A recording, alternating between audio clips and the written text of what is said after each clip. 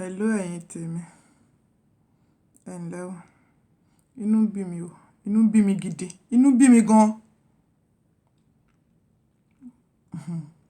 Inú ń bí mi. Àmọ́ lákọ̀ọ́kọ́ mo dúpẹ́ lọ́wọ́ Ọlọ́run Ọba. Ṣé báwọn èèyàn ló ń ka òkú bí ẹni ka 5 kọ́bọ̀ ẹ̀. Mo dúpẹ́ lọ́wọ́ Ọlọ́run Ọba tó sì dá wa sí o. Ẹ bẹ̀rù Ọlọ́run, ẹ jẹ́ ká túbọ̀ súnmọ́ Ọlọ́run jù bẹ́ẹ̀ lọ. Ọlọ́run fi títóbi ẹ̀ hàn wá ni, ó ń jẹ́wọ́ agbára ẹ̀ hàn wá ni. Ẹ wo àwọn tó ń sọ pé àwọn làwọn lágbára jù lágbàáyé. Mi ò kúkú fi yọ̀ wọ́n.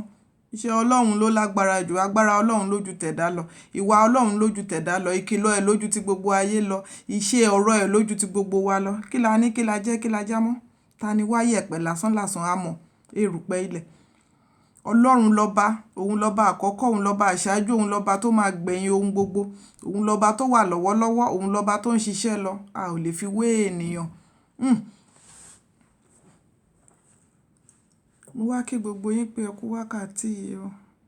Ẹ kú dédé àsìkò ìṣẹ̀lẹ̀ lẹ́wà ni àbí ibi iṣẹ́ lẹ́wà.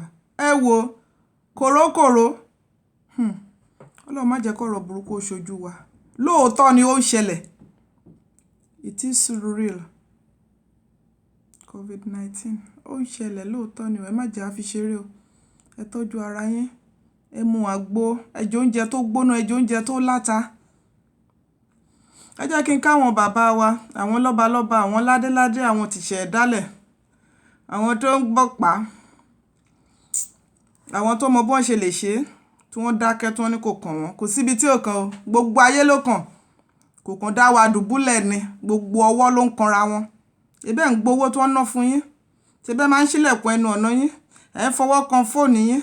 Ẹ ń tiwọ́ bọ àpò. Ta ni ò tí ì fọwọ́ bo ojú látàárọ̀ láti dájí láti gbà tílẹ̀ tí mọ́ kò sí onítọ̀hún tó máa lóhùn ò fọwọ́ kan ojú ara wọn. Bẹ́yìn lẹ lójú yín, kí ló dé tẹ̀lé fọwọ́ yín kunjú? Ta ni ò tí ì fọwọ́ kan ẹnu ara ẹ̀? Mi ò rónítọ̀hún. Bẹ́ẹ̀ tí ẹ̀ jẹun bẹ́ẹ̀ wà nú àwẹ̀ ẹ fọwọ́ bọ ojú. Ó ṣeé ṣe kó ṣẹlẹ̀. Bóyá pé ẹ mọ̀, bóyá ẹ mọ̀ ni. Ẹ wo inú bí mi gidi.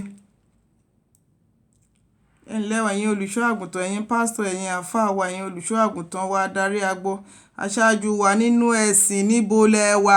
Ìsọjí àgbàyanu. Àwítán mo tún ráwọn àlfáà tó ń ṣèsọjí, wọ́n ń ṣe night vigil. Wọ́n gbàdúrà yẹn kíkankíkan ni. Gbogbo ẹ̀yin tẹ́ ń halẹ̀ lórí Facebook, ojú yín dà níbo lẹ wà?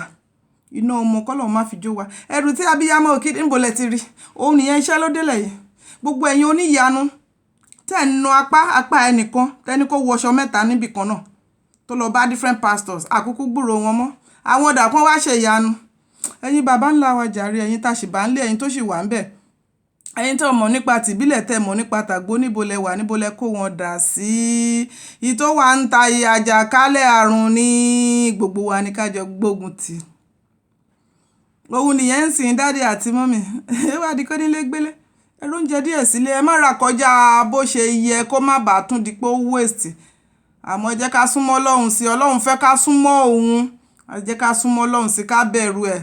Á pa wá mọ́, ààbò ẹ̀ kò ní fi wá sílẹ̀. Àmọ́ inú ń bí mi ò mò ń padà bọ̀. Ẹ̀yin pásítọ̀ ẹ dìde o. Ẹ̀yin àlfáà ẹ dìde o. Ẹ̀yin tìṣẹ̀dálẹ̀ ẹ dìde. Ẹ̀yin eléwé ọmọ ẹ dìde. Ẹ tajà gidi fún wa. Àjàkálẹ̀ àrùn yìí ti jàrí lóríṣiríṣi ọdún. A rí proof ẹ̀, a rí àwọn rẹ́kọ̀dì tó ti ṣẹlẹ̀ tẹ́lẹ̀ rí. Kí ni wọ́n ń lò, kí ni wọ́n fi ń ṣẹ́gun ẹ̀. Ẹni ìyá lókàlókà ti tún yọjú. Èmi náà ni mi ò kúkú yàtọ̀. Aṣédélé mi jẹ́. Ṣédé ló kọ mi. Ìtumọ̀ ẹ̀ làṣeyọrí. Ọlọ́run á ṣe débi èrè fún wa. Ọlọ́run á jẹ́ ká ṣe débi àṣeyọrí. Ó ti yé wa. Inú bí mi gidi. Ìsọjí àgbàyanu, ìsọjí ìta gbangba. KINI kan miracle power. When you get there, wà á ríwé. Wọ́n ń báyàn wáwé láti Nàìjíríà. Wọ́n ti ń bá ẹni tó wà nílùú òyìnbó tó ní ìṣòro ìwé ìgbélú. Bàbá níbo lẹ wà ń sìn? Ẹ dá sí wa. Ọ̀rọ̀ yìí ò gbúdọ̀ lọ bẹ́ẹ̀. Mi ti jẹun látàárọ̀ bí bàbá yẹn bá jẹ́. Àwọn ọmọ wọn ò jẹ́ kó ríyan. Mother's Day àti mother àti grandma àti grandchildren oníkálukú dílé ẹ̀mú ni o. Àgbúdọ̀ ríra wa, tá bá ríra wa àgbúdọ̀ kọ́dún wọn o. Ẹ gbà mí níbo ní ká gbé gbà. Kọ́lọ́run ó ṣàánú wa. Mi ò ráwọn grandchildren mi látijọ́ Friday. Kọ́lọ́run ṣàánú mi o. Ẹ jọ̀ọ́ ẹ gbà wá o. Ẹ fàdúrà ràn wá lọ́wọ́.